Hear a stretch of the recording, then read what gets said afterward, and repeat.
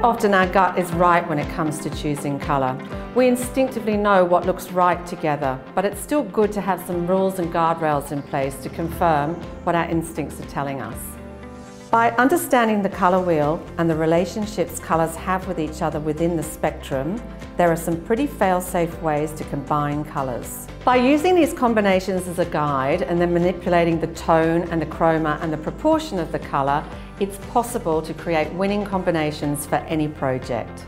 I know a lot of people look at this and think monochromatic. Actually, a scheme that's designed purely on the tonal manipulation of black and white is actually called achromatic.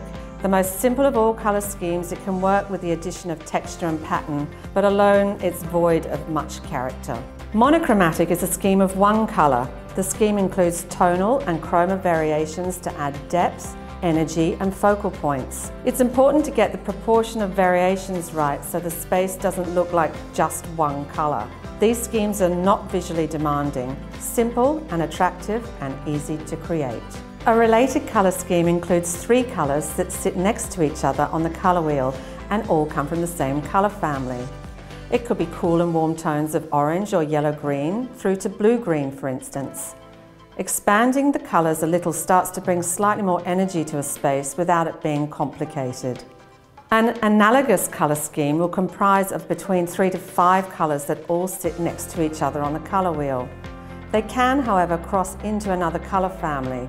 So it would be right to say that a colour palette that included mid-purple, blue-purple and then warm blue and even mid-blue would be described as being an analogous colour scheme. The more colours that are added, or the more contrast there is between the colours in a scheme, the more energy is included. By choosing 2 colours that sit opposite on the colour wheel, a balance is achieved through a certain amount of tension. This is great for lively social spaces, although it must be mentioned that finding the right proportion of colour to colour here, and in fact in any scheme, is just as vital as the colour itself. For those who are more daring or experimental in their colour choices, a great rule of thumb to try is a split complementary scheme. This involves 2 colours that sit either side of the complementary colour of the 3rd colour on the colour wheel. Obviously, tonal and chroma manipulation of the colours will help control the energy in the space. Finally, the most energetic and bold combination of them all is the Triadic colour palette. This involves 3 colours that sit at equal distance from each other on the colour wheel. This trio of tension is not for the faint-hearted and may be best used in transient areas or in commercial applications like restaurants and hotel lobbies. Remember that using these colour relationships is a guide. Experimentation with the chroma and the tone will really help you discover your perfect colour palette.